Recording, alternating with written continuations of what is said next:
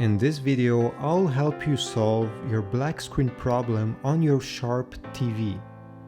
If you're trying to turn your TV on and the screen just remains black, this could help you. So let's get started right away. Turn your TV off and unplug it from the wall socket. Now, depending on the model you have, you may have a power button on the back or one on the front under the TV.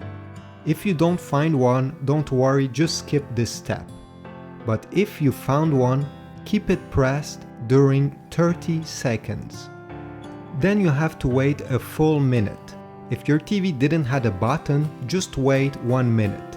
And then you can safely replug your TV into the wall socket. If this trick didn't work, you can also take your remote control, remove the batteries from the back, and then turn it over and press the power button that is located on the top during 30 seconds. Keep it pressed and wait. Once you're done, you can put back the batteries, but I recommend you put a new set of fresh batteries in case this was the problem. Hopefully this second solution will solve your problem. But I have a third one. For the third solution, go on the back and locate the HDMI cable's ports. You'll need to remove the HDMI cable, and sometimes, as you can see here, there is an extension. This extension fails really often, so this could be the problem. Replace it or try to plug the device directly in the TV. I also suggest you replace the HDMI cable with a new one. Even if you never moved it around, they can break inside, unfortunately. And plug it in a different HDMI port on the back of your TV.